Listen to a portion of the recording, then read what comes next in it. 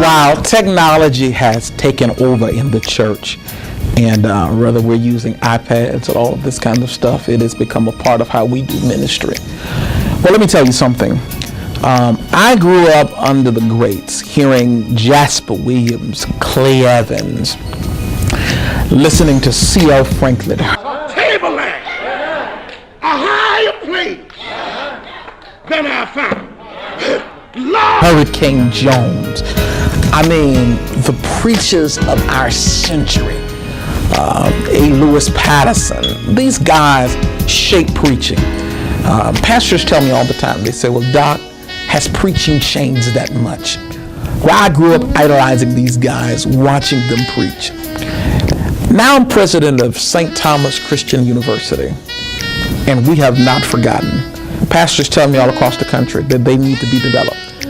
For 3 days, Thursday, Friday, and Saturday, there's a workshop going on in Jacksonville.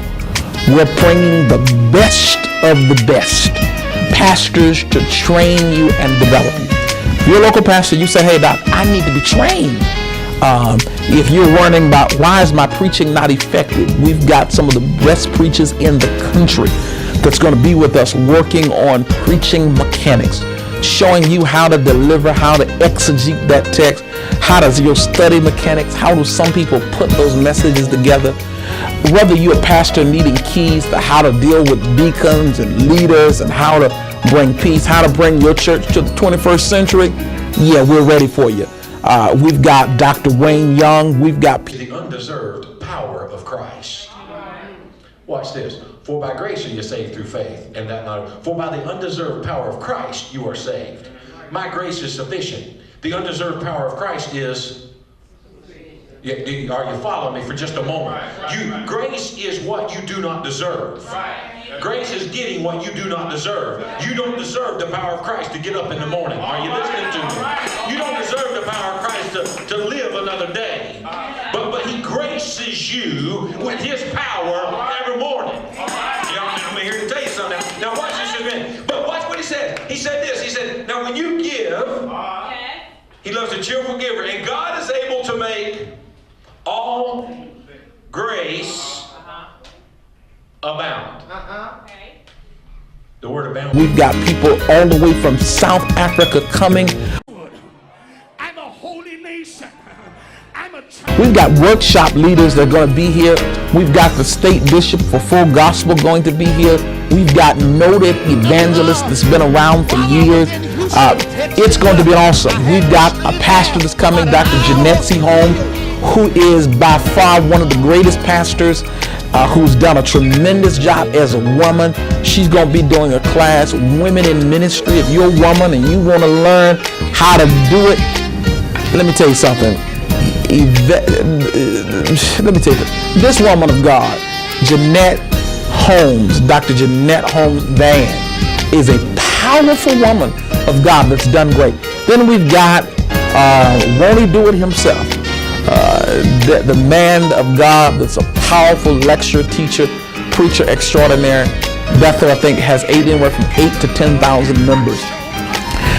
Reverend Dr. Rudolph McKissick Jr.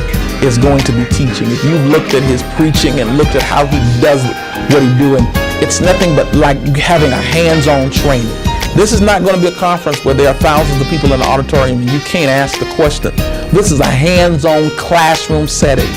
Oh, yeah. He keeps building and building and building as far as his energy level, his delivery. It keeps getting stronger and stronger, which is why he got the nickname the Hurricane. A hurricane starts off slowly, and the longer it's in process, the faster she gets. And when she gets a certain speed, that's when she's dangerous. Most preachers, they get their power going up. I moan at the end. Most of my power is given by coming down after I've gone up. We all love everybody. But you wave your hand and say yes.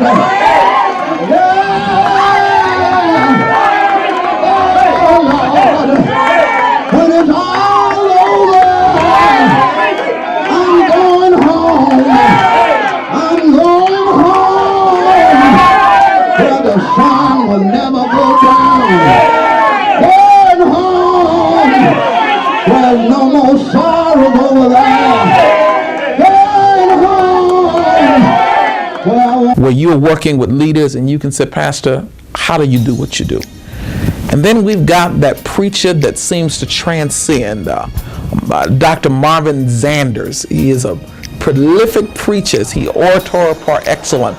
And he has the ability to, he's A&E, but look like not only can he rock an A&E church, but look like he has the ability to transpose in a Baptist church.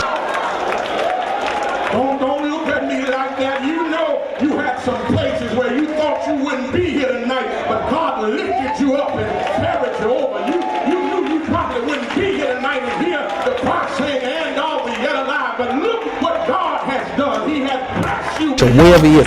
Technology is a great thing, but it's nothing like being in a classroom setting where you're trained.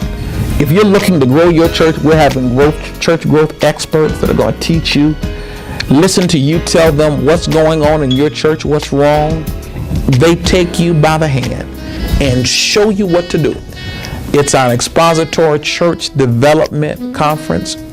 Pastor, if you're out there and you're dying, and you say, hey, I don't know how to make my church live. I'm about to walk away.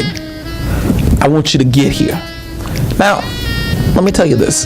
This is not one of those conferences you spend $125, $200. We're bringing the best of the best. We're flying them in all the way from one part of the country to the other. They're coming in as far as South Africa because I want you to have the best. If you're called to do ministry and you say you need to be developed, I want you here. This is an independent conference. It's an independent workshop. You have the ability to even receive college credit if you want to from some of the sessions, but I want you here. I want to help you save your church, your ministry. It's only $50. And we could have chosen, that's all the registration is for 3 days. We could have chosen a lot of stuff, but we chose to be a blessing to you. I can't wait to hear you. I can't wait to see you. Call today. Go online and register for a life-changing experience. Your church deserves a better you. Let us help make you better. Have a great day. In Houston, there was so many restaurants. And there was in Houston so many shops. But I thank God that I understood I wouldn't be there for a long time.